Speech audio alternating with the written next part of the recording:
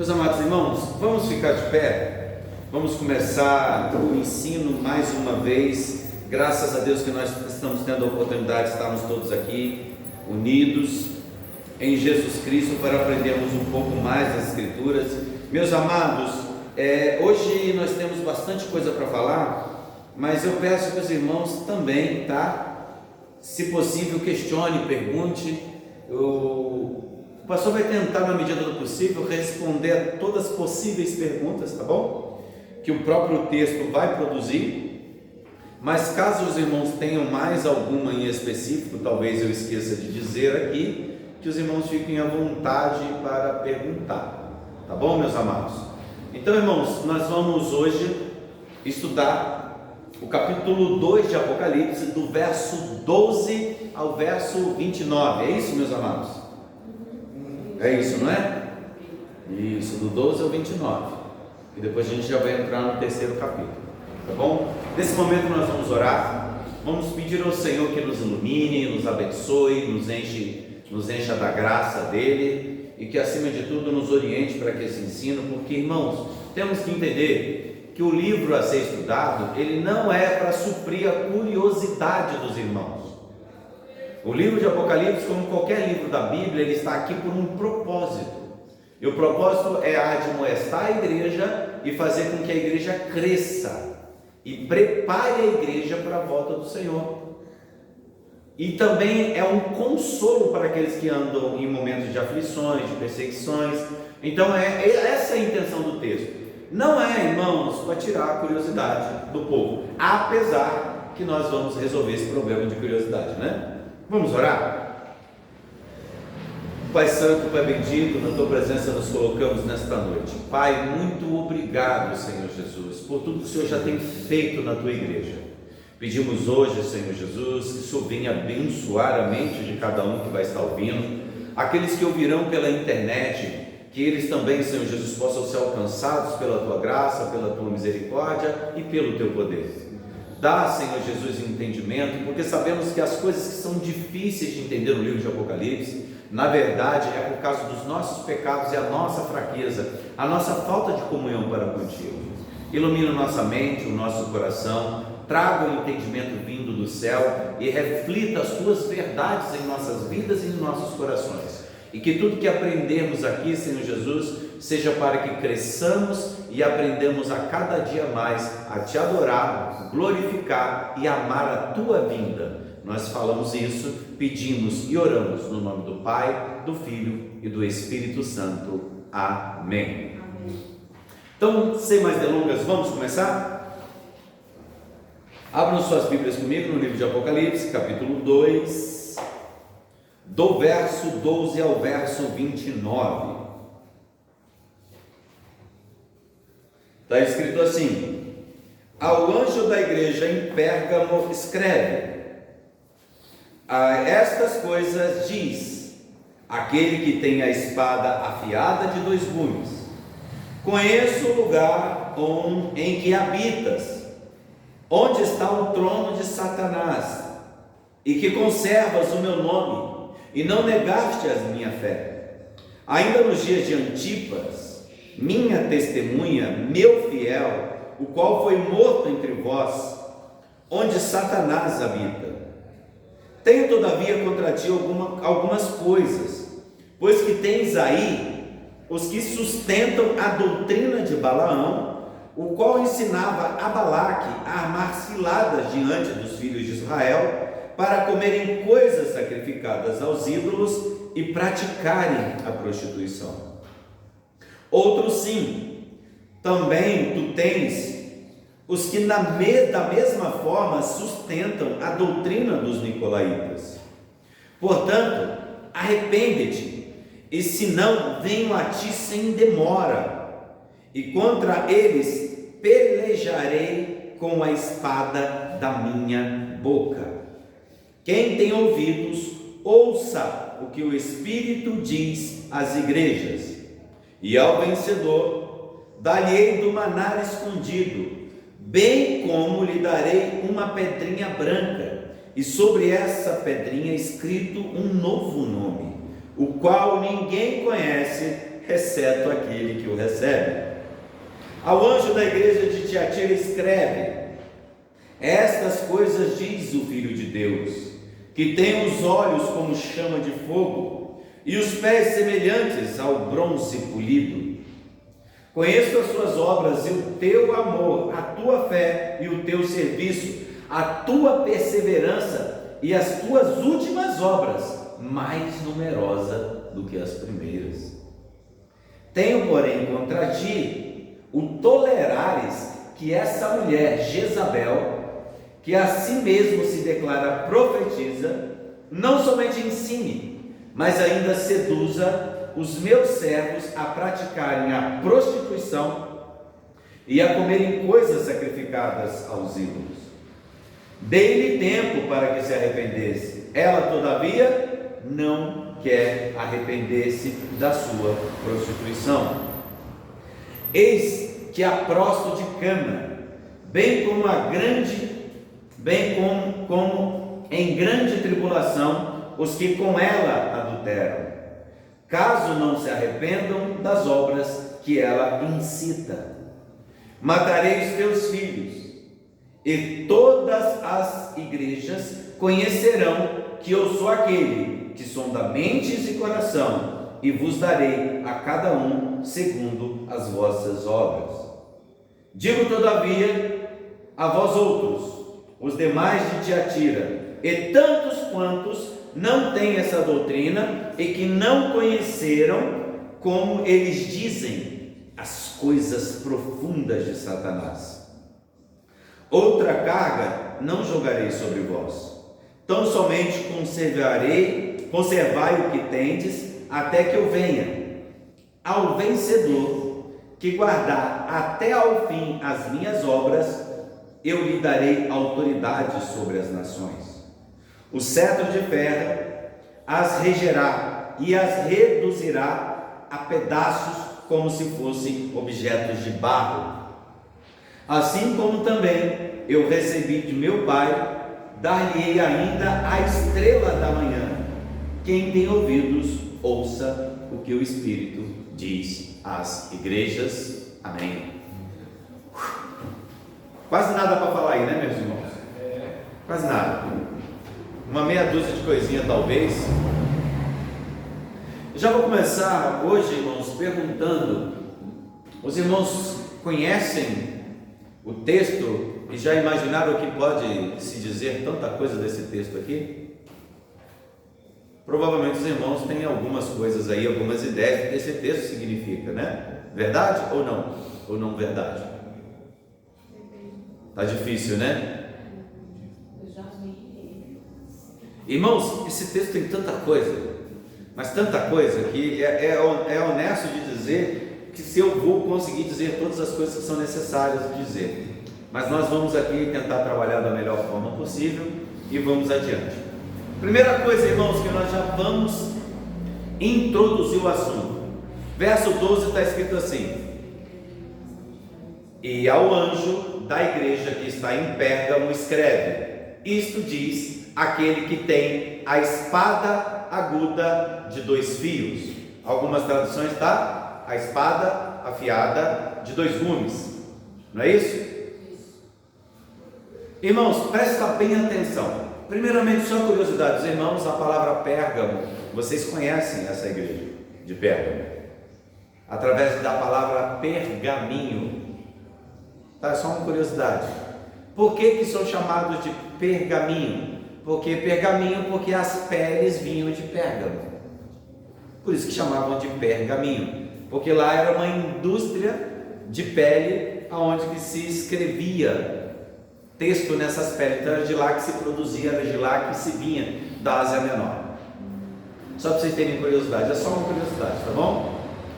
Engraçado que assim que ele cita essa igreja de Pérgamo, ele cita outra coisa em seguida: isso diz aquele que tem a espada aguda de 2 fios. Engraçado, né? Vocês percebem que a primeira introdução que ele faz é uma ameaça. Vocês perceberam que é uma ameaça? Isso diz quem? Aquele quem? Aquele que tem a espada de dois gumes. É esse que está escrevendo. Em outras palavras, seu pai mandou um recado, tá, fulano? Ele quer conversar com você. Vocês lembram que essa palavra, quando a gente era criança, arrepiava até o fio, até os cabelos assim da costela? Rapaz, o pai vai falar comigo. Por quê? Porque era ele que tinha a cinta afiada de dois gumes.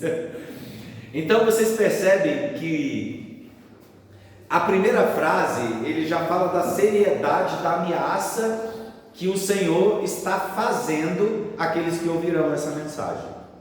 Então você percebe que essa introdução já fala mais ou menos praticamente sobre tudo o que está acontecendo ali. Então perceba que no primeiro versículo é introduzida a ação daquele que fala em forma de advertência. Vocês perceberam? Quem está falando é aquele que tem a espada de dois gumes. Não é outra autoridade, é a autoridade que está falando isso. É como um pai que pede ao filho para falar a verdade, pois ele já sabe do que o filho fez. Ele só quer que o filho seja sincero e retorne o caminho correto.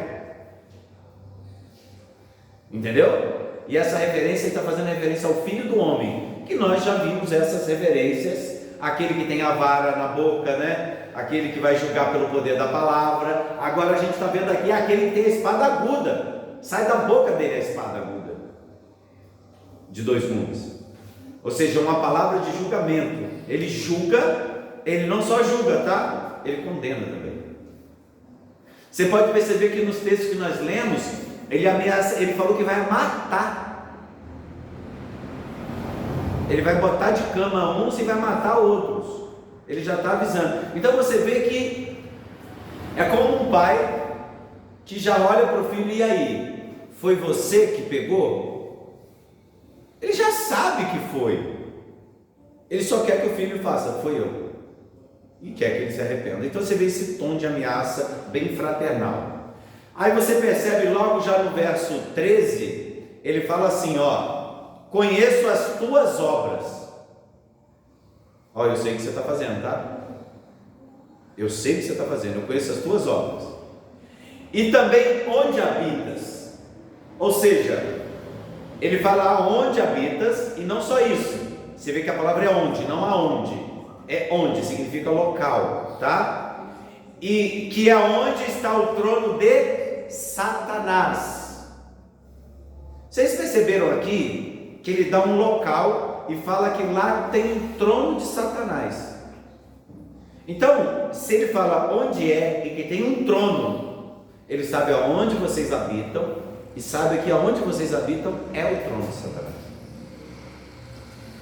Vocês percebem? Então esse lugar, para o próprio Deus, ele fala que ali onde tem um trono de Satanás. Já vamos começar com Pérgamo, para que os irmãos saibam como que é essa cidade. Literalmente nessa cidade, irmãos, tem um trono. Se vocês quiserem pesquisar na internet, vocês pesquisem lá o trono de Pérgamo. Lá é a única cidade que tem um trono separado para Zeus. Dentre todas as cidades, lá tem um monumento que representa um trono onde Zeus habita. E lá onde se Deus habita, lá também era feito vários tipos de sacrifícios, carnes e tal. Eu não sei se vocês sabem, mas Zeus, a principal carne dele é o porco. Parece um contrassenso, né? Entre aquele que é cristão, né? Principalmente um cristão judeu, que era o quê? De forma nenhuma, animal imundo, porco. Vocês vão ver que tem uma relação muito grande com coisa de comer aqui, né? Mas olha só, ele fala que lá existe esse tipo, literalmente um trono para Zeus. E lá também era adorado um outro deus, que na verdade era filho de Zeus, com uma mulher comum. O nome desse semideus era Esculápio. Esculápio, irmãos, é o pai da medicina.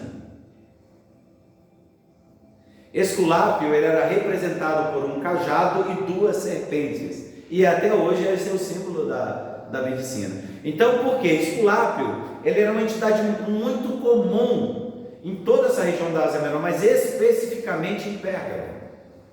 E Esculápio tem várias histórias a respeito de Esculápio. Que Esculápio curava doentes, ele ajudava os necessitados.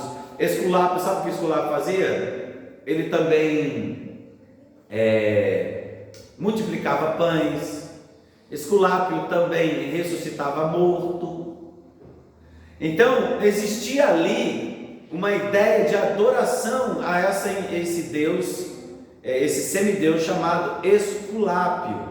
Então esse local havia um sério problema com idolatria. Por quê, irmãos? Porque culturalmente todo o povo era envolvido nesse tipo de cultura. Então, irmãos, olha, e também essa cidade, eu queria falar mais um pontinho nessa cidade que ela é muito específica, em Pérgamo. Sabe o que é? É a primeira cidade oficialmente a fazer culto ao imperador. É a primeira cidade oficialmente a ter um culto ao imperador. Então vamos lá, gente, olha que bagunça que é esse local. Nós temos lá um trono para Zeus, onde eles adoram o Esculápio e indiretamente também adoram o imperador. Então isso lembra muito o crime que todo cristão tinha, né? Não sei se vocês sabem, mas os cristãos nos primeiros séculos, em seus martírios, sabe qual era o crime dos cristãos? Vocês nem imaginam, né? Eles não eram, os cristãos não eram punidos por qualquer outro motivo. Eles eram punidos por ser ateu. E isso, os cristãos, toda vez que eles eram levados à morte, era condenado à morte, o crime deles era que eles eram ateus. Como é que pode adorar um Deus? É ateu? Doideira, né? Os cristãos eram chamados de ateus. Enfim, sigamos. Então, irmãos, olha só. Ele fala assim: conheça as tuas obras e onde habitas, que é onde está o trono de Satanás. Irmãos, vocês percebem que o livro de Apocalipse, tudo que está aqui, as pessoas conseguiam entender exatamente o que estava acontecendo? Mais uma vez, eu queria lembrar aqueles que estão começando a nos assistir agora, que o livro de Apocalipse não é um livro de mistério, é ao contrário, a própria palavra Apocalipse fala que é um livro de revelações. Você só tem que entender a linguagem e como os textos se revelam.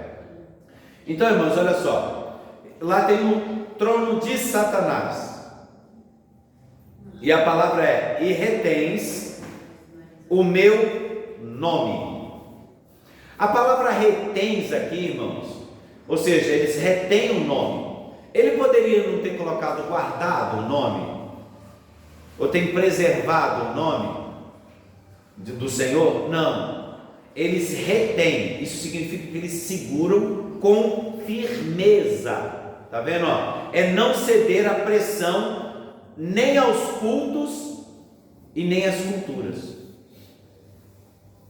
Tá vendo? Conheça as tuas obras e onde habitas, ou seja, lá a gente sabe como é que é. E é lá onde está o trono de Satanás. E vocês retêm o meu nome e não negam a minha fé. Vocês percebem? Os cristãos ali, as obras dele, eles eram aquele tipo de pessoa que eles não negavam Cristo. E não tinha ninguém ali que fizesse com que eles não confessassem Cristo como Salvador. Então ele fala assim: e reteis o meu nome e não negastes a minha fé, ainda no dia de Antipas.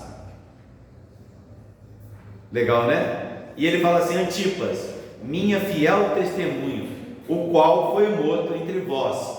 De novo, onde Satanás habita. Nossa, vamos lá, vamos começar. Então nós entendemos que esse povo de Pérgamo, eles tinham algumas coisas bem interessantes. Você vê que teologicamente e confessionalmente, eles não negavam Cristo de jeito nenhum. E ele fala assim, ó, e não negaste a minha fé ainda no dia de Antipas. Irmãos, Antipas, nós temos duas possibilidades. Antipas pode ser um título, ou Antipas pode ser literalmente um nome. Irmãos, eu sei que os irmãos não têm domínio do grego, mas a palavra Antipas, se você separar em duas partes, vai ser anti-paz, significa contra todos. Literalmente o nome significa contra todos. Ou seja, a minha fiel testemunha, ela é contra todos. Todos quem?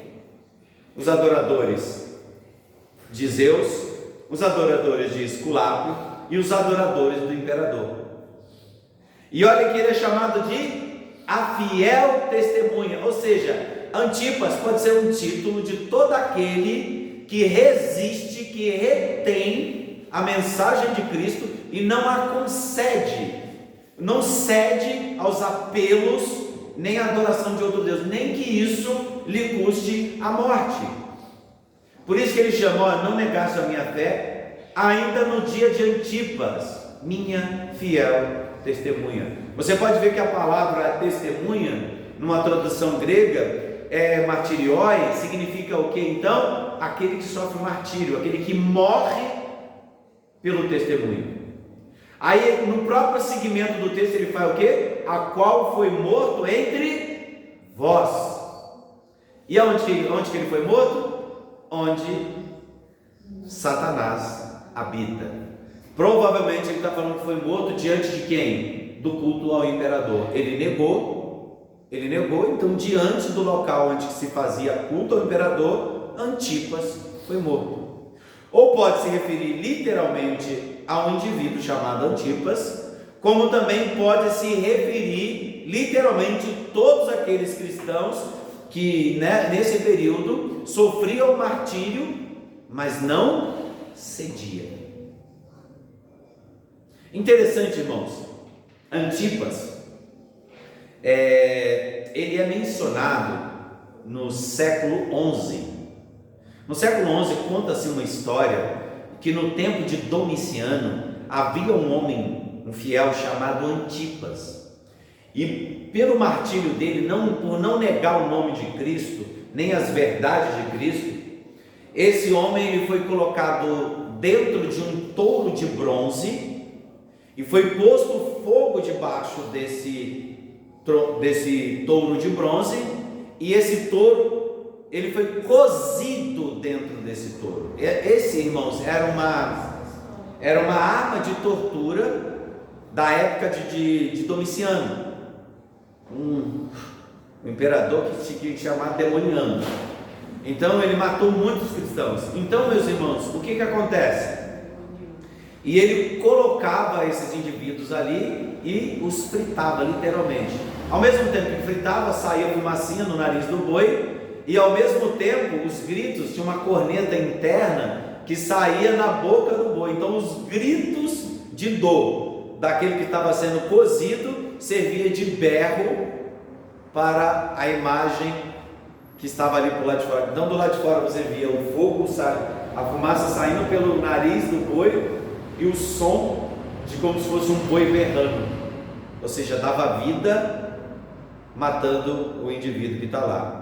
Então, no século XI conta-se a história de que Antipas foi morto desse jeito.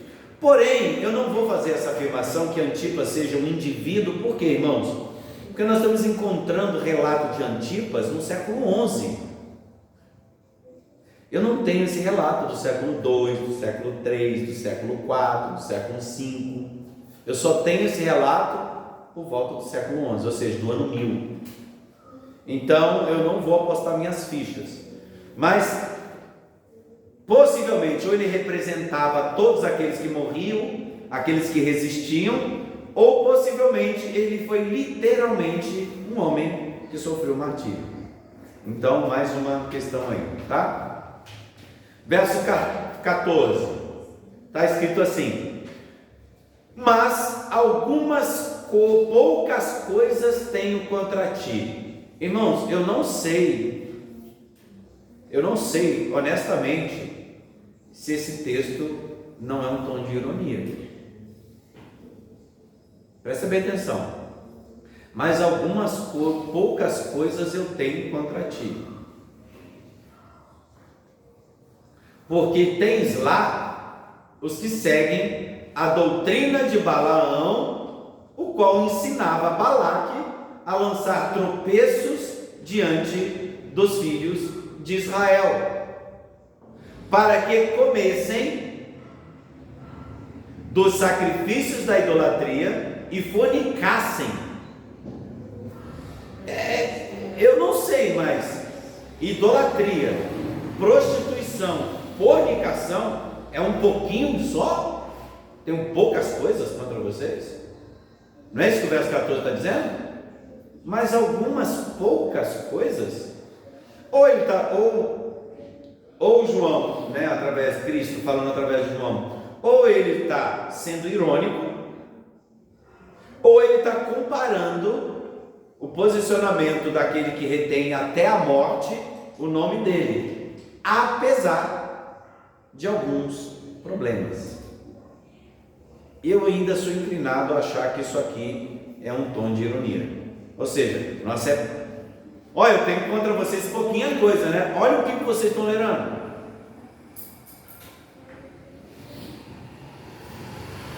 Vocês são igreja, vocês estão tolerando, isso deve ser pouca coisa, né? Para vocês deve ser pouca coisa. Fornicação e prostituição. Então, possivelmente, vocês perceberam agora o tom irônico? Ou não? É possível que tenha um tom irônico. Por quê? Porque o que vai ser dito à frente é um absurdo. Como que uma igreja que se declara cristã, crente a ponto de morrer pelo nome de Cristo, é a mesma igreja que se prostitui e que está junto com a idolatria? Então, possivelmente é um tom irônico que está acontecendo aqui. E a primeira coisa que eles falam, irmãos, é o seguinte: porque tens lá os que seguem a doutrina de Balaão, o qual ensinava a Balaque a lançar tropeços diante do filho de Israel.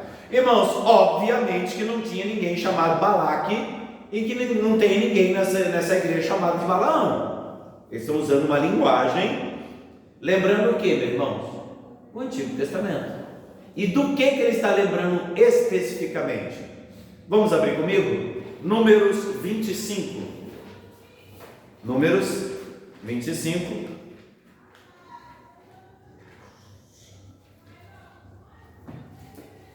Do verso 1 ao verso 3.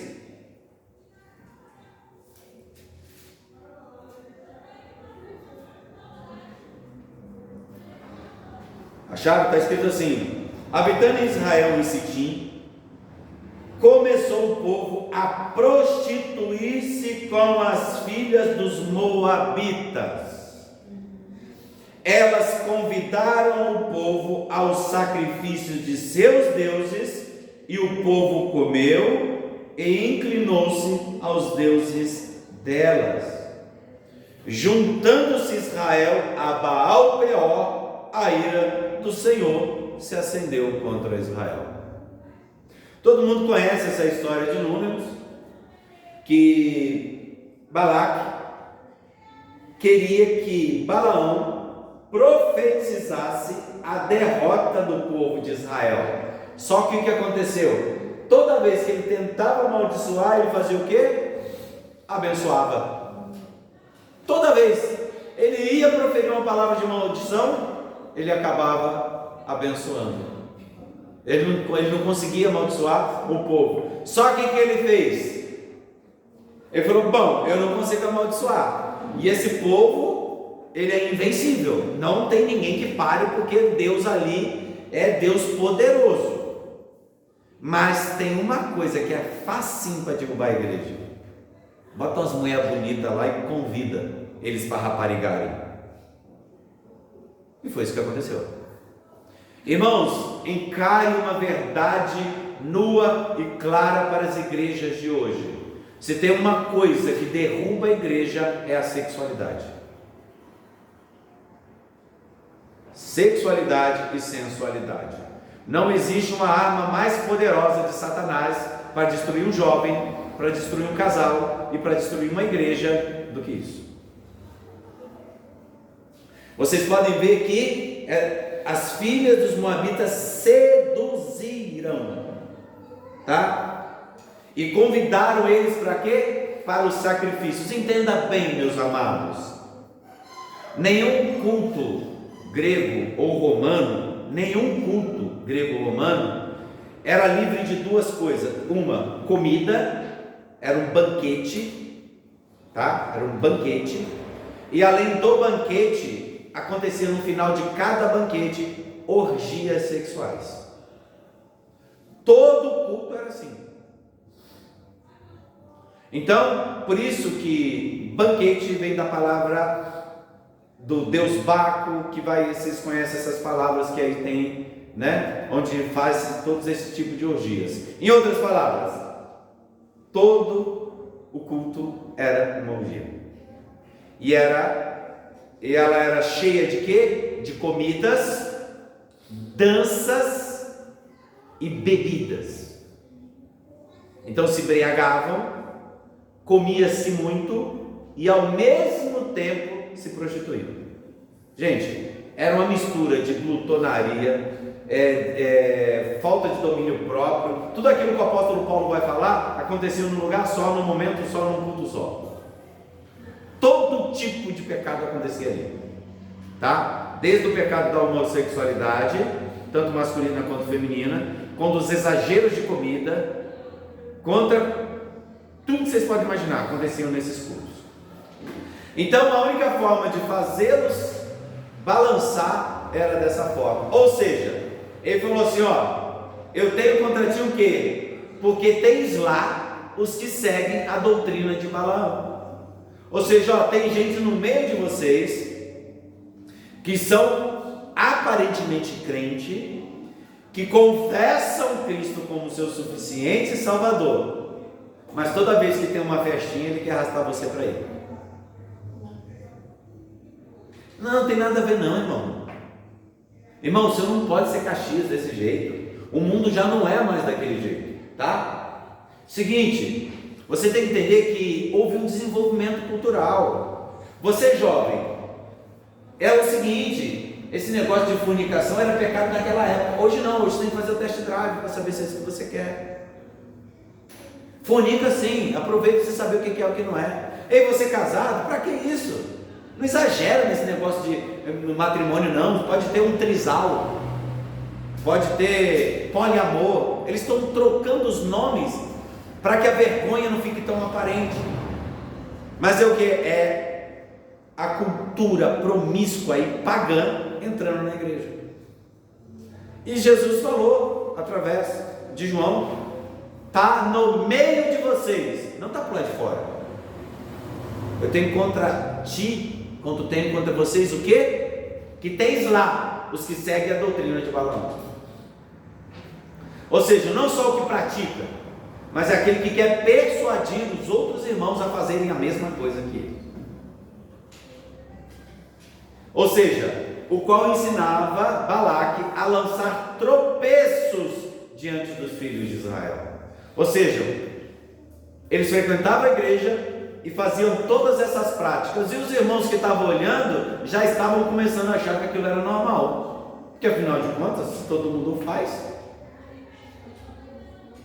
todo mundo faz, mas está todo mundo na igreja, então se todo mundo faz e está na igreja, eu vou fazer também. Está todo mundo fazendo. Aí o Cristo faz igual mãe aqui agora, mas você não é todo mundo.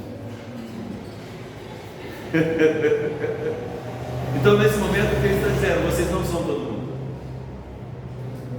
Então vocês percebem, irmãos, que tem toda essa relação. Ou seja, para que comessem, ou seja, vocês estão vendo, ó, o sacrifício da idolatria e fornicassem, ou seja, ao mesmo tempo eles faziam tudo isso junto.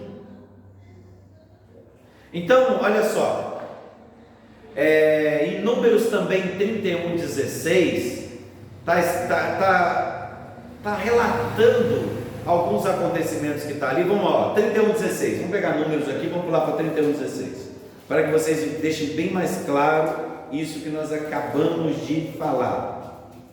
31:16, está escrito assim: eis que estas, por conselho de Balaão, fizeram prevaricar os filhos de Israel contra o Senhor, no caso de Peor, pelo que houve a praga entre a congregação do Senhor. Ou seja, por causa dessa atitude, houve uma praga, e muitos, por causa de Baal Peor, começaram a morrer. E nós vamos ver isso um pouquinho aqui mais para baixo, tá? Ou seja, o resultado desse tipo de prática é a morte. Só que detalhe, irmãos, não é a morte espiritual, é a morte física, tá? Nós vamos entender isso. Por isso que o Senhor, ele já começa o texto falando: eu sou aquele que tem a espada afiada de dois gumes. Ele falou: eu vim para fazer o quê? O que a espada faz, irmãos? Corta, mata, pune, amedronta, causa horror. Porque o nome dessa espada é a Home Fire. Essa é a espada mais temida. Nós vamos falar um pouco mais sobre ela daqui a pouco. Então o que acontece? Você vê que há um julgamento daqueles que praticam isso. Então, a igreja pode conviver com a lascívia e prostituição, desde que não negue Cristo. Resiste na aparência, mas tolera coisas estranhas internamente, ou seja, a cultura pagã. O que está acontecendo com essa igreja? Todo mundo olha de fora, é igreja de crente, o pessoal da paz do Senhor, o pessoal fala que é irmão, mas dentro da igreja praticam todo tipo de coisa horrível ao Senhor. Eu queria que vocês prestassem atenção que tanto o culto de Balaão, e tanto os nicolaítas, eles têm o mesmo conceito e a mesma ideia. Vocês podem perceber que há o que? Sempre comida envolvida, comunhão, comida, comunhão. Vocês percebem que a idolatria estava relacionada à comida também. Por que eu quero que vocês prestem atenção? Porque o texto vai revelar mais coisas partindo daí. Aí, seguindo no 15, está escrito assim: tens também os que seguem a doutrina dos nicolaítas. Irmãos, eu não sei se nós falamos um pouco sobre os nicolaítas. Os nicolaítas aqui, parece que o contexto sempre diz que é uma espécie de tolerância cultural, uma espécie daquelas coisas que você vai deixando entrar, que não faz tão mal assim. Não é propriamente um culto, então a gente pode fazer. Não é propriamente isso, mas a gente pode fazer. Aí você percebe que há essas lutas. Por exemplo, irmãos, eram muito comum nos cultos danças sensuais na igreja. As mulheres ficavam nos cultos pagãos, nas igrejas pagãs, lá nos cultos pagãos, as mulheres ficavam ali na frente se expondo, fazendo dancinha. E essas dancinhas eram um convite aos cultos de orgias sexuais. Vocês me perdoem, mas tem gente que gosta de dancinha na igreja. Eu não sei, irmãos, por que pegam jovens e botam elas com roupas, enfim, e faz com que elas dançam ali na frente. Isso para mim me lembra muito um culto pagão romano. Mas isso aí já é uma outra coisa. Eu já estou dando uma indireta, tá bom? E outras coisas também que aconteciam nos cultos também, é aquela questão, os nicolaítas, eles ensinavam a tolerar. Por exemplo, tinha algumas festas que eram pagãs, mas que elas já eram tão assimiladas pela cultura, que ela já fazia parte da cultura. Não é um culto propriamente dito, é só uma representação. É tipo festa junina. Aí o que a igreja faz hoje? Em vez de falar que é festa junina, ele fala que é festa da roça. E acha o máximo. Ó, não tem nada a ver com festa junina, tá? É a festa da roça. Aí tem a fogueira da festa junina, mas não é junina. Tem a bandeira da festa junina, mas é festa da roça. Tem o crentão, que não é crentão. Tem os jogos, que não é jogo. Tem as prendas, que não é prenda. Enfim, tem tudo, mas eles dizem que não é nada. Ah, gente, me poupe.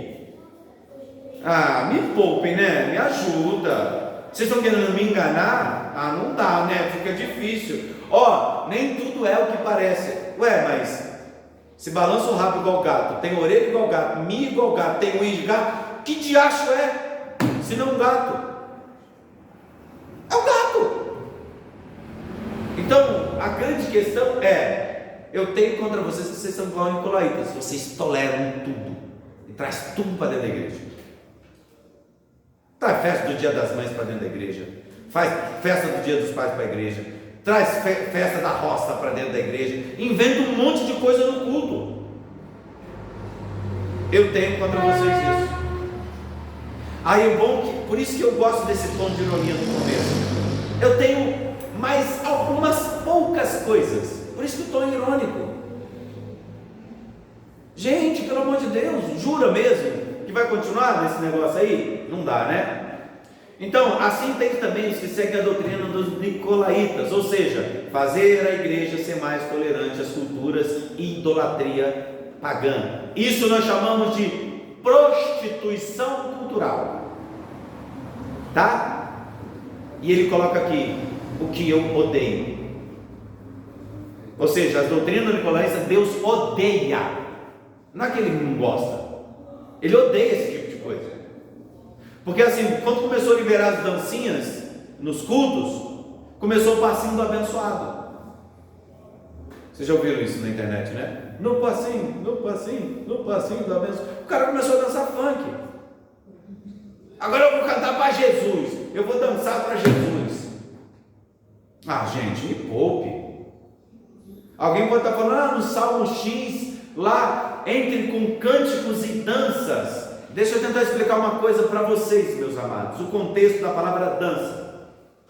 Você vai perceber que o salmo que as pessoas estão citando é o salmo de degraus. O que era isso? Na medida em que se ia cantando, toda a congregação terminava um salmo de degrau, começava outro, a igreja inteira dava um passo no degrau. Terminava outro salmo de degrau, de novo, ela dava outro passo no degrau. Ou seja, a palavra dança aqui, na verdade, ela tinha que ser traduzida como se movimenta. Ou seja, a igreja movimentava de uma forma só. Por ela estar todo mundo juntos fazendo algo que é congregacional, ela vai lá, junta. Aí você pode perguntar: e as igrejas da África? Todo mundo dança? Eu falei: é todo mundo. Não é 5, 6 exibida que vai lá na frente. Vou adorar Jesus dançando lá na frente. Você não vai adorar Jesus. Adora Jesus lá no seu banco. Agora, se toda a igreja dançar, aí é culto congregacional. Pode. Se a partir de amanhã todo mundo aqui decidir dançar, todo mundo junto, aí vira culto. Agora, meia dúzia aqui na frente, conduzindo a dancinha, não, isso não é congregacional. Então, não há nenhuma justificativa no Antigo Testamento, muito menos no Novo Testamento, para que tais coisas aconteçam. Muito pelo contrário. O que eu percebo aqui é que todos esses movimentos que nós estamos vendo, isso é a exemplo do que se acontecia num culto pagão. Era assim: as mulheres iam na frente, iniciavam o culto com suas danças sensuais e sexuais, para chamar, para trazer convite à promiscuidade e à prostituição, e aos banquetes e às lascivas. Era isso que acontecia. Eu dei no meio, né? Mas é assim que faz. Seguindo adiante, aí Deus tem uma mensagem para esse povo que faz essas coisas: arrepende-te, verso 16, quando não, em breve virei a ti. Vocês entenderam essa expressão aqui? É de surpresa. Falou: quando não, vocês estão lá de boa, pá, cheguei. E aí? Arrepende-te, pois, quando não em breve virei a ti. E contra eles farei o quê? Batalharei com a espada da minha boca. Qual é o texto que nós citamos? Gente, é o verso anterior, é o inicial, o verso 12. Quem é que tem a espada de dois gumes? Está ali em cima, é o próprio Jesus. E agora ele está falando assim, arrepende, pois senão em breve eu virei, e contra eles batalharei com a espada da minha boca. Então, irmãos, olha só, mais uma vez, eu já falei isso, mas eu vou falar de novo. O nome dessa espada é a espada chamada Romphaia. É uma espada da região da Trácia. Ela às vezes era confundida com um machado, porque ela era meio encurvada e a parte de cima tinha corte dos dois lados. Mas era uma espada que ela tinha um manejo, que ela tinha um peso, que aonde ela batia, ela partia. Ela conseguia partir um homem no meio. Os soldados romanos tiveram que desenvolver armaduras especiais para impedir que isso acontecia, porque aonde que aquilo batia, era capaz de cortar um ser humano no meio, igual os dois lados, assim, pá! E essa espada, irmãos, era brilhosa. Quando a cavalaria romana entrava com aquela espada na mão, os inimigos ficavam aterrorizados, havia espanto, gritaria, todo mundo ia embora. Vocês estão entendendo agora o que Jesus está querendo simbolizar aqui? Espanto, medo, horror. Falou assim, eu tenho a Romphaia que sai da minha boca. E lá literalmente está isso, tá? No livro de Apocalipse, ele fala o nome da espada, Romphaia. Tá? Então o que acontece? Não só isso, irmãos, ela pertencia à cavalaria e ela também era usada como símbolo em bandeiras, onde os procônsulos ficavam, ou seja, na região onde ficava uma liderança romana, ali se hasteava aquela bandeira com a espada, a Romphaia. Por quê? Para que todo mundo olhasse e falasse, aqui não tem como entrar, porque se entrar aqui o bicho pega, porque aqui tem uma autoridade, e era representada por esse símbolo na bandeira. E adivinha onde tinha esse símbolo? Lá, em Pérgamo. Então o que acontece, irmãos? Também essa ideia da Romphaia, da espada que mata, lembra de novo o que aconteceu com quem? Com Balaão. Vocês lembram que Balaão foi ameaçado pela espada? Estava Balaão andando com seu jumento, com a sua jumenta, e ele estava passando por um lugar e tinha o anjo do Senhor lá, com a espada na mão, só esperando Balaão passar. E ele ia fazer o quê? Ia cortar o pescoço dele no meio. Aí a jumenta ficou com medo e não foi. Ele começou a bater na jumenta e a jumenta falou, e aí? Você vai ficar batendo, te servir e tal? Eu sei que tem muita gente que viaja, quer dar um contexto à jumenta. Nossa, se Deus falou através de uma jumenta, eu também vou falar. Gente, não é isso que o texto está dizendo, um jumento. Não é isso que o texto está dizendo. Tá? Está falando que Deus estava ali para impedir que ele fizesse essas coisas. Então você vê de novo, Deus falou, escreve ao anjo da igreja. Olha só, um anjo da igreja. Agora a espada de dois gumes que tem na boca. Olha só a representatividade do contexto de Balaão de novo. Você vê que todo o contexto aqui é de Balaão, idolatria e morte. De novo, dentro desse contexto, está aqui, em Números 31:8, a gente vai ver isso, a expressão da espada da minha boca, tá? Olha só, vamos lá. Não esqueça também que é uma mensagem aos falsos profetas, de que os mesmos serão mortos a espadas, como aconteceu em Balaão, que é Números 31:8, foi quando ele morreu. Por isso a expressão, espada da minha boca, tenha medo de Deus e não de Roma. O que acontece? Todo mundo olha essa espada desenhada no escudo e todo mundo faz o quê? Ai, que medo de Roma. Nossa, a espada é isso, a espada é aquilo, essa Romphaia é isso, essa Romphaia é aquilo. E quando na verdade o que Deus está convidando a fazer? O quê? Tenha medo da espada que sai da minha boca, porque ela vai matar os falsos profetas. Então todos aqueles que apoiam esse tipo de coisa que eu falei, é dancinha, é cultura dentro da igreja, não se preocupe, Deus tem uma palavra boa para você. Ele está com uma espada e ele vai cortar a sua garganta. Essa é a mensagem de Cristo para você, pastorzinho cultural, aquele que aceita tudo dentro da igreja. Essa é a mensagem do Apocalipse para você. Amém? Então, seguindo: e o que tens ouvidos, ouça o que o Espírito diz às igrejas. Irmãos, vocês perceberam esse texto? Que ele parece que só vai aparecer aqui, depois não vai aparecer mais. Você vai perceber 2 vezes aqui, e com o passar das cartas não vai aparecer mais. Só aparece: quem tem ouvidos, ouça o que o Espírito diz à igreja. Aonde aparecem Nicolaítas e Balaão. Onde não aparece eles, não aparece essa frase. Por quê? Porque dá-se a ideia, meus amados, de que o único que ouviu o anjo foi a jumenta. Balaão não. Não seja como Balaão. Ouça o que o Espírito diz às igrejas. Vocês entenderam o que eu quis dizer? Então aquele que tem ouvido, ou seja, aquele que é capaz, aquele que consegue perceber, porque foi necessário que a jumenta falasse para o Balaão ouvir. Então aquele que tem ouvido, ouça o que o Espírito diz às igrejas. E o Espírito aí com letra maiúscula, tá? É o Espírito Santo. Ou seja, o Espírito Santo é que fala aos nossos ouvidos e mostra que todas essas coisas que estão acontecendo não é do agrado de Deus. Tá? Eu acho que resumindo seria isso.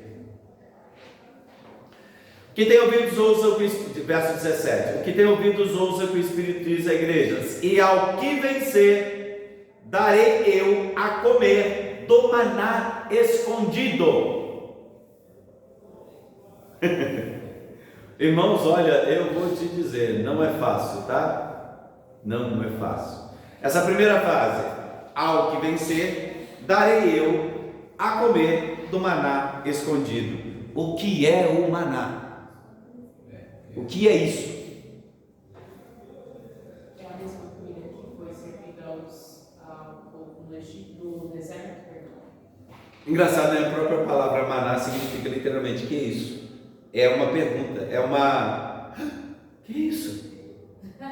A palavra maná significa exatamente isso. É uma expressão de surpresa. Que é isso? Tipo, botando na boca. Que é isso? Algo que surpreende. É isso que a palavra significa, maná. Então vocês percebem: ao que vencer, darei eu a comer do maná escondido. Vocês vão perceber que a partir do verso 17 vai vir uma série de estrutura de palavras para que nós possamos entender o que significa o maná escondido. E tudo que eu falei anteriormente estava relacionado a quê? Os cultos pagãos? A comer. Todo culto tinha o quê? Comida. Lá se sentava, se exagerava na comida, se exagerava na bebida, ou seja, na comunhão. E ao fazer isso, no final você era levado a cometer orgias e pecados. Então aqui está falando de comer. Vocês estão entendendo? Então vocês estão vendo, ó, quem tem ouvido está fazendo um contraste, meus irmãos, com o que foi dito tudinho nos textos anteriores. Quem tem ouvidos, ouça o que o Espírito diz à igreja. Ao que vencer, darei eu a comer do maná escondido. Ó, o maná, irmãos, é o sustento da fé, é a provisão de Deus. E para contrastar com a ceia do Senhor, ele está trazendo a ideia de que a comida de Deus é muito mais importante que as festas idólatras e seus prazeres. O escondido, irmão, traz a ideia de exclusividade, algo que somente os santos faziam parte. O maná escondido, a ceia do Senhor, irmãos, era tomada com supervisão, igual nós fazemos até hoje, nas nossas igrejas reformadas.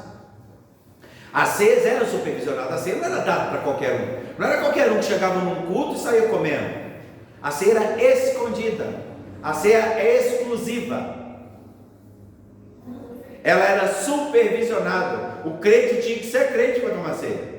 Não é igual hoje que todo mundo chega aqui e vai comer, não. Aqui não, mas nas outras igrejas. Ceia é o corpo de Cristo. Por que ceia é o corpo de Cristo? Porque o maná, o próprio apóstolo Paulo vai falar que Cristo é quem? É o maná do deserto. O próprio apóstolo Paulo interpreta como maná sendo o próprio Cristo, o próprio corpo de Cristo. Vocês entendem? Então por isso nós chamamos de sacramento a ceia, né? A ceia como a comunhão com o corpo de Cristo. Então vocês entendem que essa questão do maná escondido não é porque é escondido que é um mistério, é escondido porque é exclusivo. Não é igual a qualquer outra festa que você vai chegando e vai tendo comunhão. Não, a comunhão com Deus ela é exclusiva. A comunhão com Cristo é exclusiva. O culto é exclusivo. Ninguém entra e sai comendo. Ou seja, fazendo um contraste com as orgias dos templos pagãos, que qualquer um que chegava, comia e bebia e fazia parte da orgia. Aqui não. Aqui é escondido. Aqui é outra coisa. Tá? Vocês estão entendendo agora como é que é muito claro o texto agora? Depois de lido, né? Depois de respondido, ele parece começar a fazer todo sentido ou não? Então olha só, esse era o contraste sobre a exclusividade, ou seja, só os santos podem fazer parte. E aqui, ainda seguindo a questão do julgamento, ele fala assim: e dar-lhe-ei uma pedra branca, a famosa pedra branca de Apocalipse 2. A famosa pedra branca. Então, irmãos, conta-se, tá, que há duas possibilidades dessa pedra branca, que as duas fazem sentido, tá bom? Elas não se contradizem, mas ao mesmo tempo pode ser que a gente pode entender tanto de uma forma quanto de outra. Primeiramente, a pedra branca pode ser, dentro da cultura judaica, uma pedra que dava a ideia de absolvição. Conta-se, alguns historiadores, que quando se fazia um julgamento a respeito de algum crime, alguma coisa praticada pelos membros da nação judaica, ele era apresentado, ele tinha seu advogado de defesa e o júri julgava. E depois que o júri julgava, tinha duas pedras, uma branca e uma preta. Se a branca fosse jogada, significava que ele já havia sido absolvido. Caso não, ele tinha sido condenado pelo crime. E a pedra branca, irmãos, significa pureza. Ou seja, aquele que sofre sacrifício para se manter limpo, para se manter puro. O branco também, irmãos, ele era muito representativo. Por quê? Porque uma vez por ano, quando eles iam levar o sacrifício em Jerusalém, quando eles iam entrar no templo, eles não podiam entrar com a roupa do jeito que estava. Aí o que eles faziam? Eles pagavam para um lavandeiro, e o lavandeiro alvejava as roupas desses homens ou dessas mulheres. Então eles deixavam a roupa lá, lavava, aí botava aquela roupa limpinha e entrava no templo. Ou seja, também é possível que essa roupa branca, tá, irmãos, ela seja um convite para entrar no Santo dos Santos. Ou seja, para entrar no templo. Ou seja, a roupa branca servia de convite a você participar do culto. Isso lembra que as nossas vestes sempre têm que estar brancas para fazer parte do culto ao Senhor. E nesse caso tem esse contexto também, tá, da pedrinha branca. E a pedrinha branca também, irmãos, algumas cerimônias como casamento, alguns convites em especiais, também era feito assim. Dava-se uma pedrinha branca e escrevia-se o nome. E quando escrevia-se esse nome, o que acontecia? Essa pessoa era recebida na festa por causa daquela pedrinha branca. É como se fosse um convite para uma festa.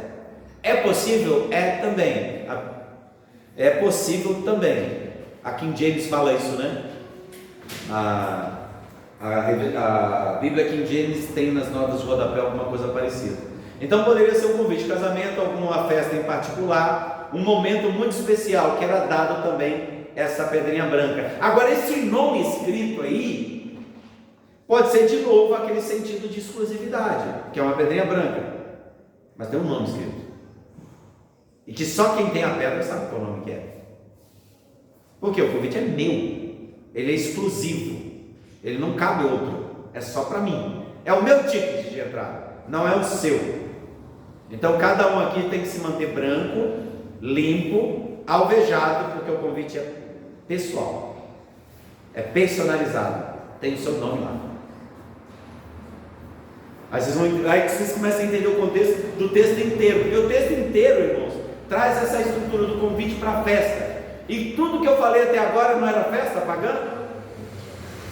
Continua no contexto de festa. Continua no contexto de festa, no contexto de comida, no contexto de idolatria, de dança, de tudo. É o mesmo contexto, irmãos. O texto se complementa, não divida um texto. O texto está junto. Ele está querendo dizer todas essas coisas. Ou seja, o contexto do texto diz o que o texto está dizendo. Está vendo como é que tem que perceber as nuances do texto?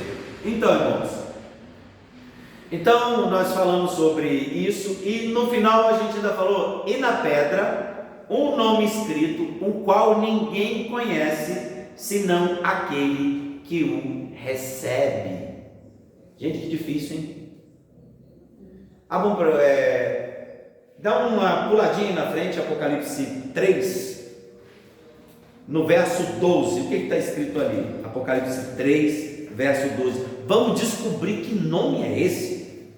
Pedrinha branca, nome? O que será que isso quer dizer? Bom, diz a regra áurea da hermenêutica que a Bíblia explica a própria Bíblia. Mas será que é verdade?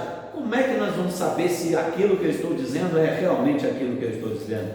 Vamos ver então, capítulo 3, verso 12. O que está escrito lá?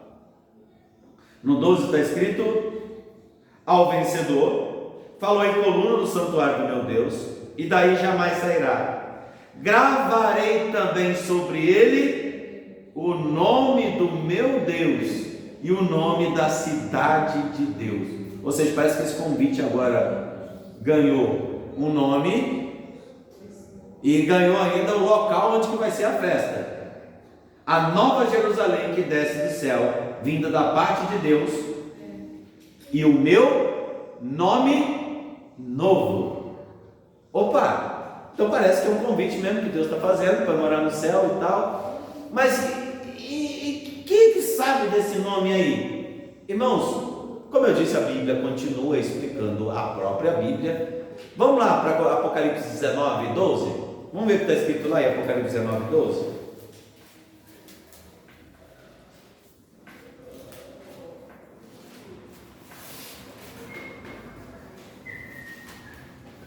Vamos ver o que está escrito lá? 19, 12.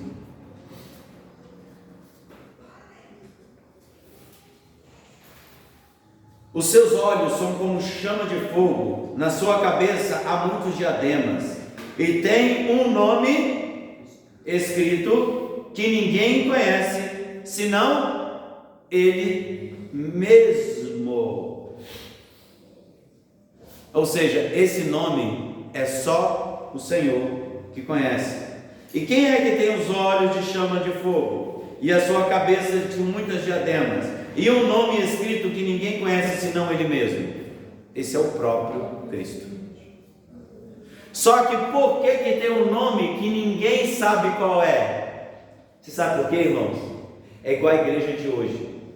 Conhece Jesus só como Cordeiro, mas esqueceu que ele também é leão. O novo nome de Cristo é os olhos como chama de fogo, a cabeça como muito diadema, significa autoridade, coroa, e ele tem um nome escrito que ninguém conhece ainda. Por quê? Porque todo mundo conhece o Cristo como aquele que morreu por você, mas todo mundo esqueceu que ele é o Cristo que vai julgar os vivos e os mortos, e vai condenar o pecado ao inferno eterno. O nome que ninguém conhece de Jesus, o seu nome é julgamento. Você percebe como é que a igreja está dormindo hoje? Eles acham que Jesus é o chapa deles. Canta musiquinha, estou apaixonado. Cristo reina. Ele é os olhos como chama de fogo, aquele que julga, aquele que tem a poderosa espada, que vai cortar e vai matar. E tem gente achando que Jesus é o seu chapa. Jesus não é o seu chapa. Então o nome que ninguém conhece ainda, o nome dele é justiça, condenação. Esse é o nome que ninguém conhece. Tá bom, meus amigos? Meus amados irmãos que estão me ouvindo, é assim mesmo. O pastor às vezes ele dá umas dessas aí, mas tenha paciência com ele. Oi? Agora só é Jesus que te ama. Jesus ama, mas é o mesmo amor que produz julgamento, porque ele é amor, mas também é fogo consumidor. Então, irmãos, olha só, continuando, Cristo se apresenta como aquele que tem um nome novo, é o nome próprio do Senhor, é uma posição que é desconhecida, mas ela vai se fazer conhecida na volta dele, vai ser igualzinho nos dias de Noé, o desespero vai tomar conta. Por quê? Porque ele vai vir para julgar. Esse nome ninguém conhece, a não ser quem? Os convidados. Os convidados sabem. Isso que nós lemos no texto anterior, 3:12. Ele tem um nome novo. Só que aqueles que conhecem o Senhor já sabem que ele tem um nome novo. E qual é o nome dele? O nome novo dele está aqui, ó, capítulo 3, verso 12. Qual é o nome dele? Aquele que tem a espada afiada de 2 gumes. Não, aqui ó, 3, está na mesma, vai lá. 3:12. Está escrito: ao vencedor falei o santuário do meu Deus, e daí jamais sairá. Gravarei também sobre ele o nome de Deus, o nome da cidade do seu Deus, a nova Jerusalém que desce do céu, vindo da parte de Deus, e o meu novo nome. Ou seja, ele vai se apresentar para nós como aquele que nos convida a estar em Jerusalém, a nova Jerusalém, como convidados, como aqueles que foram convidados a estar com eles. Mas ele vai vir para aqueles outros, para os penetras que vão tentar entrar, e ele vai vir com juízo. Então está fazendo mais uma vez, tá? Uma relação com festa. O nome para nós é conhecido, porque nós vamos estar com ele, e para aquele que tentar entrar nessa festa, o único lugar para eles é o inferno, porque ele vai trazer um nome novo. E qual é o nome novo? Justiça, espada e morte. Esse é o nosso Jesus, graças a Deus por isso. Agora nós vamos entrar na igreja de Tiatira. Dá tempo? Vamos lá. E ao anjo da igreja de Tiatira escreve: isso diz o Filho de Deus, que tem os olhos como chama de fogo e os pés semelhantes a latão reluzente. Irmãos, nós já conhecemos essa imagem dos textos anteriores, do verso 16 do capítulo 2, se eu não me engano. Irmãos, presta bem atenção. Essa é a imagem daquele que tem os pés justos, aquele que julga o caminhar, aquele que julga os caminhos. Ele tem os olhos como chama de fogo, aquele que conhece o seu coração, o mais profundo da tua intenção. Olha só como é que ele está se apresentando na igreja de Tiatira. Ao anjo da igreja de Tiatira escreve: isso diz o Filho de Deus, que tem os olhos como chama de fogo, ou seja, ele vai julgar, ele é o juiz. E os pés semelhantes a latão reluzente, ele vai julgar por causa da sua pureza, por causa do seu caminho, por causa do seu brilho. Ou seja, ele vai julgar os corações. 19. Eu conheço as tuas obras. É lógico, ele tem os olhos como chama de fogo. E o teu amor. É lógico, ele conhece. Ele tem os olhos como chama de fogo. Ele prescruta tudo. O teu serviço e a tua fé.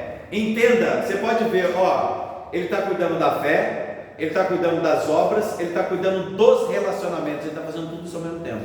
Eu conheço todas as partes da sua vida, eu julgo todas elas. O seu amor, os seus relacionamentos, o seu trabalho, a sua fé, eu julgo tudo. A intenção com que você faz as coisas, eu sou aquele que tem os olhos como chama de fogo. Tem nada que vocês façam que eu não saiba. É isso que ele está falando para Tiatira. Oxi, daí vem, né? Eu conheço as suas obras. Ou seja, você percebe que a igreja de Tiatira, ela era uma igreja comunista. Brincadeira. Ela era uma igreja comunitarista. Ela ajudava, ela fazia obras sociais, ela estava engajada com tudo que é coisa, todos os projetos, e cuidava disso, e cuidava daquilo, e dava cesta básica, fazia assistência, fazia tudo isso, irmãos. Você olhava a igreja, as obras delas eram fantásticas. A sociedade olhava para Tiatira e falava: rapaz, que igreja, que igreja. Aí de novo a ironia entra. A mesma ironia dizendo: mas algumas poucas coisas. Ou seja, vocês fizeram tanto, então o que eu vou falar agora é pouco. Mas, verso 20: mas algumas coisas poucas eu tenho contra ti, que deixa Jezabel. Olha só, Jezabel, mulher que se diz profetiza, ensinar e enganar os seus servos para que forniquem e comam dos sacrifícios da idolatria. Pensa numa igreja que trabalha, que faz isso, que faz aquilo, mas tinha um raio de uma mulher lá que se dizia profetiza e que nessa fala profética dela, ela induzia a fornicarem e comer coisas sacrificadas a ele. Pensa numa igreja boa. Jezabel não é a Jezabel. Por isso, irmãos, que a linguagem de Apocalipse é uma linguagem, ele está usando o símbolo da Jezabel. Não tinha uma mulher lá chamada Jezabel. É que era a semelhança da mulher de Acabe, de Jezabel. O que a mulher de Acabe fazia com Acabe? Fazia com que ele se inclinasse, comesse coisas sacrificadas a ídolos e promovia a idolatria. Qual era a briga do profeta do fogo, Eliseu, em relação a ela? É porque ela induzia o povo à idolatria. Muito provavelmente aqui na Jezabel aqui, não está falando de uma prostituição física. Nesse contexto aqui, não parece ser uma prostituição física, tá? Está mais relacionado a uma prostituição cultural. Vocês entendem? Jezabel, como profetisa, ensinava coisas além da Bíblia. Gente, tem uma mulher muito interessante daí na TV aí, que vira e mexe, ela aparece nos memes, porque ela é um meme. Eu possivelmente, se eu fosse um familiar, mandava internar ela. Aquela mulher que fala assim: Jesus vai te jogar, Deus me leva para o inferno. Qual é o nome dessa mulher mesmo, gente? Me desculpe. Oi? Pastora Nadir. Ela é uma figura. Ela profetiza coisas, ela tem revelações ela não dos céus, do inferno. Ela diz que Deus não leva ela para o céu, só leva ela para o inferno. Essa mulher já foi tantas vezes no inferno, irmãos, que ela conhece mais o inferno do que Cristo. Nem foi inaugurado o inferno. Ela vive lá, nem foi inaugurado, mas ela está lá toda semana. Toda semana, 3 vezes por semana, essa mulher está fazendo visita no inferno. Então ela ensina coisas que estão muito além das escrituras. E Jezabel, ela tinha essa coisa de incitar as pessoas a se prostituírem. Irmãos, continua a mesma questão que foi dita anteriormente. Ou seja, o culto do não tem nada a ver. Irmãos, isso não tem nada a ver. Isso não tem nada a ver, irmãos. Pode fazer isso, pode fazer aquilo. Então Jezabel também achava isso. Minha mãe falava isso. Então, exatamente, sua mãe estava certa, sua mãe era sábia. O diabo, ele usa muito nada a ver. Porque, irmãos, isso não tem nada a ver. Vou usar roupa. Gente, o que tem usar minha calça leg apertadinha? Ou minha saia embalada a vácuo? Né? Não tem nada, pastor, que é isso? Eu acabei de comprar 2 seios novos, eu não vou mostrar? Né? Turbina um negócio lá e quer obrigar todo mundo a ver. Complicado. Então, o que acontece? O problema é essa incitação àquilo que não tem nada a ver. Tudo não tem nada a ver.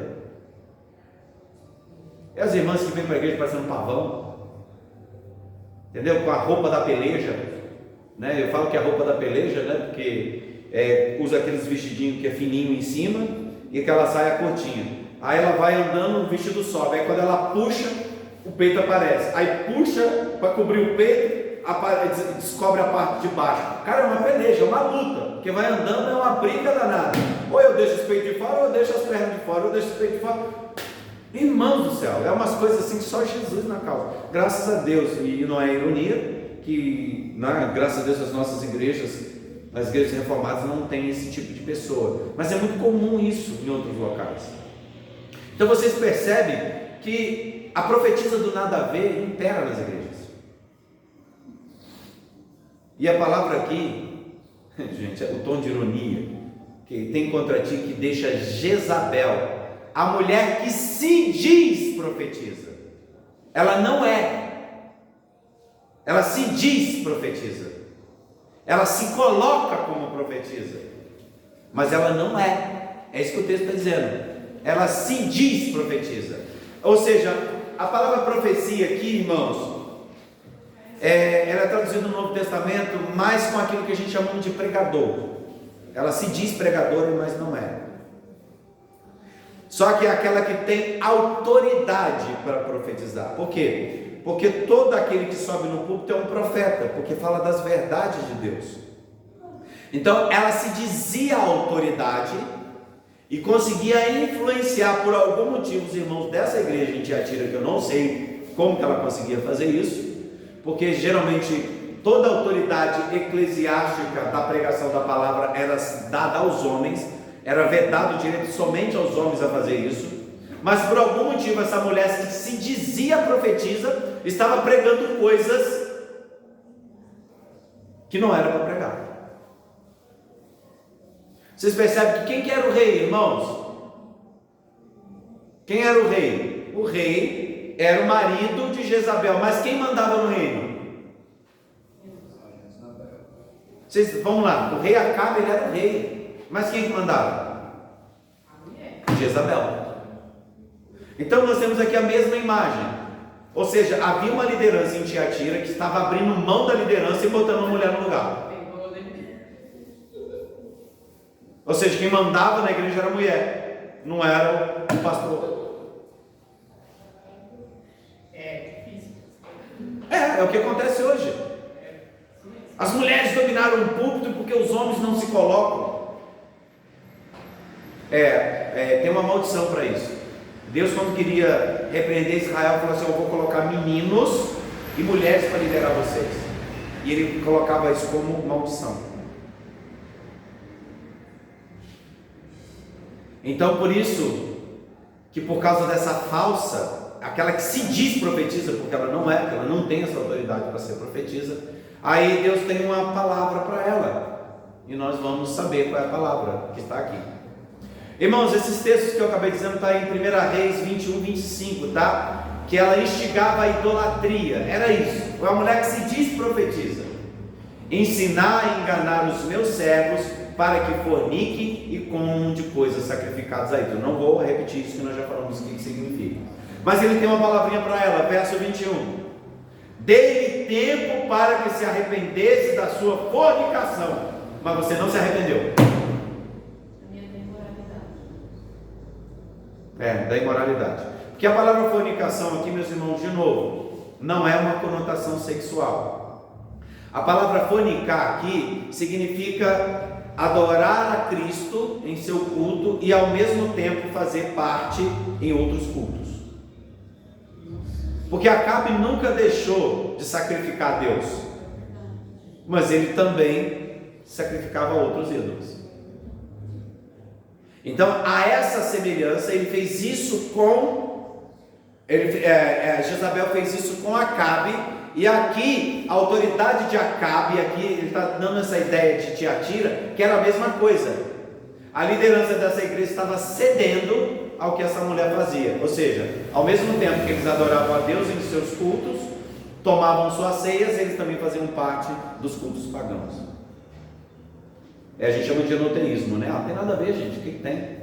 Eu vou ali comer um São Cosminho, Damião, de boas, comer um docinho ali, tá tranquilo. Não, gente, se você comer não tem problema mesmo, levar para sua casa orar não tem problema. Agora eu vou lá no terreiro, vou tocar junto com eles, depois vou comer na mão do herê lá, que vai dar na mão? Aí não dá, né, irmão? Aí você está participando do culto, tá? Isso é uma outra situação que a gente pode conversar depois. Aí Deus tem uma palavra de amor para ela, no verso 22. Eis que a porei de cama, e sobre os que adulteram com ela virá grande tribulação, se não se arrependerem de suas obras.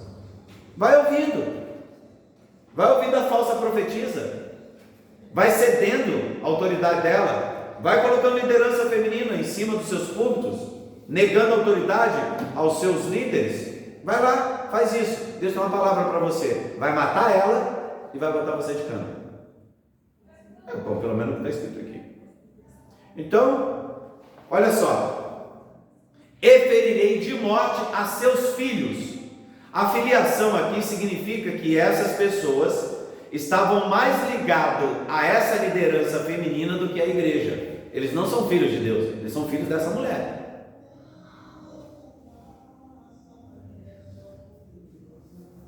Ou seja, gente que segue liderança e não segue Deus, ele não é filho de Deus, ele é filho da liderança.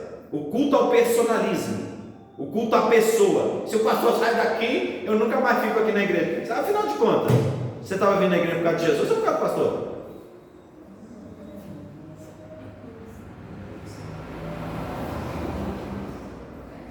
A grande verdade é essa, ou seja, eu ferirei de morte a seus filhos. Eu não só vou matar Jezabel, eu vou matar quem segue Jezabel. Isso é uma palavra de amor. Então, assim, as pessoas que focam seus cultos em personalidades, saibam de uma coisa, vocês não estão seguindo Cristo, vocês estão seguindo fulano.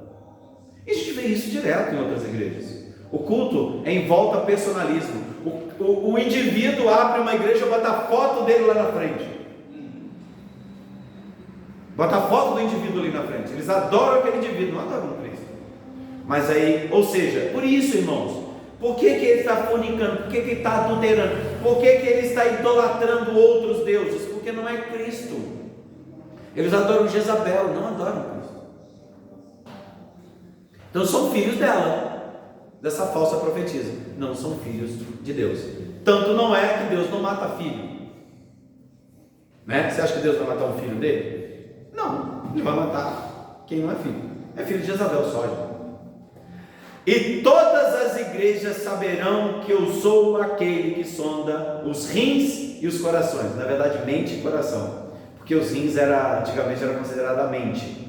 O rins era a mente. Na minha tradução é bem antiga. Então, ele sonda as mentes e o coração, e darei a cada um de vós segundo as vossas obras. Rapaz! Eu falo assim, então eu vou ferir de morte esses filhos dela. E todas as igrejas, ou seja, Deus vai fazer de exemplo. Irmãos, essa mensagem é para nossas igrejas. Lembra que as 7 igrejas não é um número 7 literal, é que são todas as igrejas do mundo em todos os tempos, que em toda a igreja tem essas 7 igrejas ali dentro. Todas as igrejas são as 7 igrejas ao mesmo tempo. Essas são admoestações e louvores que Deus faz aos seus indivíduos. E o que ele faz? O quê? Eu vou servir de exemplo. Eu vou matar esse povo para que vocês vejam um exemplo. Eu vou usá-los como exemplo. Adorador de Jezabel morre e eu uso como exemplo. Ou seja, não vai ficar em oculto não, tá? Não vai ficar em oculto. Ou seja, e todos saberão que eu sou aquele que sonda os rins e os corações, e darei cada um segundo as vossas obras. Vocês acham que vai ficar impune profetizar mentira na minha igreja? Vai ficar impune induzir os meus filhos a adorarem outros deuses? Não vai ficar impune. Eu vou jogar, ainda vou usar como exemplo. Mas o que tendes, retém, até que eu venha. Sejam fiéis, não caiam nessa. Eu resumiria o verso 25. Verso 26.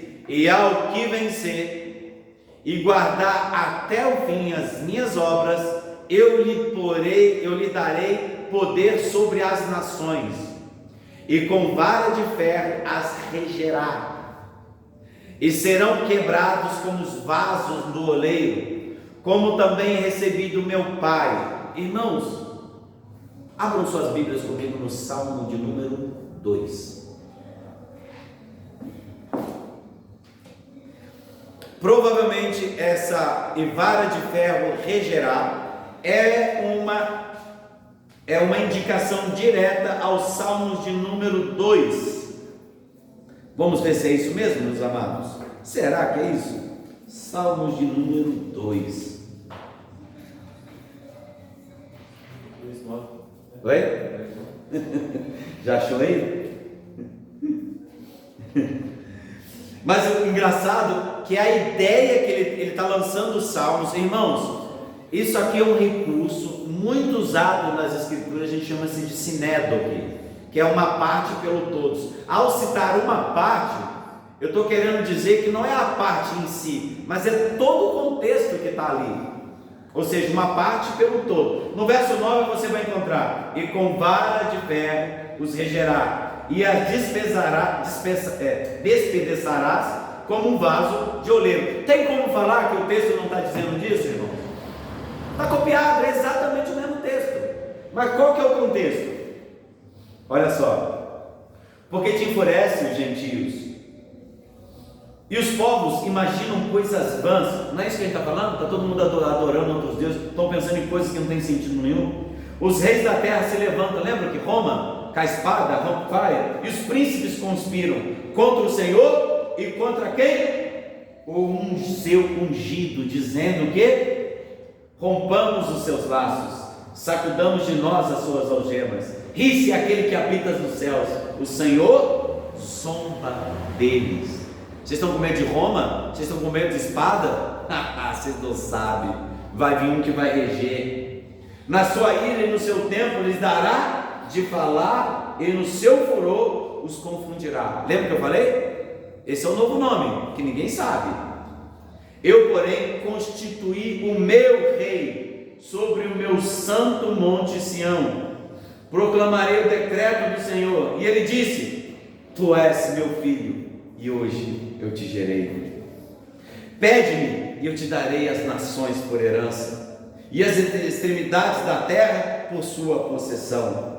Com vara de ferros regerá, e o despedaçarás como um vaso no oleiro. Agora, pois, ó Rei dos Reis, sede prudente, deixai-vos advertir, ó Juiz da terra. Servi ao Senhor com temor. Eu não vou nem ler o resto, tá bom ler o resto, vai. Alegrai-vos nele com tremor, beijai o filho, para que não se irrite, e não pereçais no caminho, porque dentre um pouco ele se inflamará a ira. Bem-aventurados todos que nele refugiam. Gente, é um resumo disso aqui.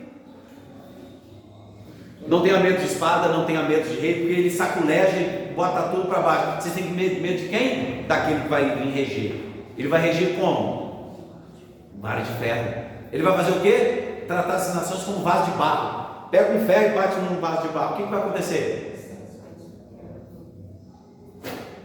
Ou seja, o novo nome do Senhor é o quê? Vara de ferro. Qual o novo nome de Cristo? O julgador das nações, o Rei dos Reis, soberano dos soberanos. Esse é o novo nome que ninguém sabe, mas nós sabemos. Somos convidados, nós somos convidados. Como que nós não saberíamos o nome daquele que nos convida para a festa? Nosso nome está na pedrinha branca. Não há julgamento para nós, nós somos convidados para uma festa. E ele falou: ó, quem está te convidando sou eu. Nós sabemos o nome dele, o mundo não sabe. Então, meus irmãos, lindo, né? Aí o que acontece? Com vara de ferro regerá, e serão quebrados com vaso de oleiro, como também recebi do meu pai. Tiatira, que era dominada por 2 filhos de Zeus, ou agora ela é dominada por Cristo, o Filho de Deus. Lembra? Era Zeus que dominava lá, era não sei o que dominava lá, só que agora quem domina é o próprio Cristo, aquele que tem um nome que ninguém sabe qual é. E ele fala assim: e dar-lhe-ei a estrela da manhã. Gente, estrela da manhã, dentro da cultura grega e romana, é a deusa Vênus, que é a deusa dos imperadores. Lembra que ali tinha um culto ao imperador? Então também se adorava Vênus. Por quê? Porque Vênus é aquela que capacita os imperadores. Os imperadores falam no nome da deusa Vênus. Aí está Cristo aqui, aquele que se apresentou com um nome que ninguém sabe ainda. Ele fala: mas eu vou dar para vocês a estrela da manhã. Números 24:17. É uma citação, vamos lá? Números 24:17, para a gente encerrar hoje.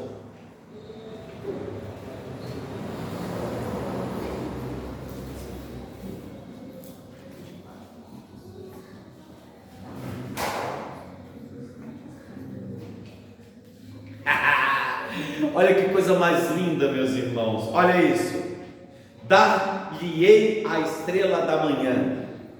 A citação, na verdade, que está sendo dita aqui é Números 24, verso 17. Vê-lo-ei, mas não agora.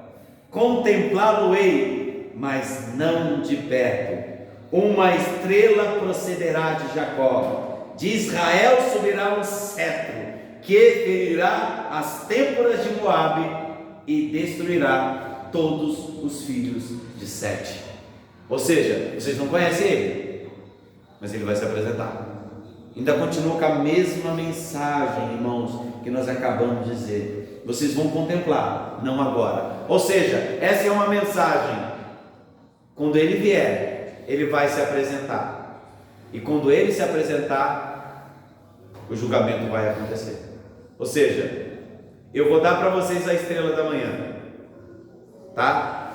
O que ele está falando aqui? Isso é um contraste com a deusa dos imperadores, porque a estrela da manhã aqui é a que rege os imperadores. Ele está falando: não, mas a estrela da manhã que eu estou citando aqui é aquela que rege o próprio Cristo. É o próprio Cristo se apresentando. Então vou dar para vocês o próprio Cristo. Eu vou apresentar com toda a minha glória, fazendo um contraste com a deusa dos imperadores. Cristo se apresentando como o Deus que domina todas as coisas. Aí no final ele encerra no verso 29: quem tem ouvidos, ouça o que o Espírito diz à igreja. Mais uma vez lembrando, jumenta de Balaão. A jumenta falou, mas o burro não ouviu. A jumenta falou, mas o burro não ouviu. Desculpa, brincadeiras à parte, mas a jumenta falou e Balaão não ouviu. Por quê? Porque aqueles que têm ouvido, ouça o que o Espírito diz à igreja. E o que o Espírito diz à igreja vai vir para julgar. No momento certo, ela julgará com o seu cetro de ferro e o cetro de justiça. Levantai-vos, irmãos. Depois, se tiver alguma pergunta, coloque aí que a gente vai responder na primeira aula da semana que vem. No culto da semana que vem já vou começar com as respostas das perguntas anteriores.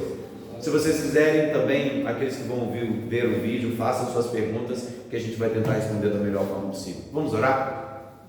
Pai Santo, Pai bendito, na Tua presença nós nos colocamos. Pai, muito obrigado. Muito obrigado por esse dia, pelas revelações do Teu Espírito Santo, pela Tua graça derramada sobre nós.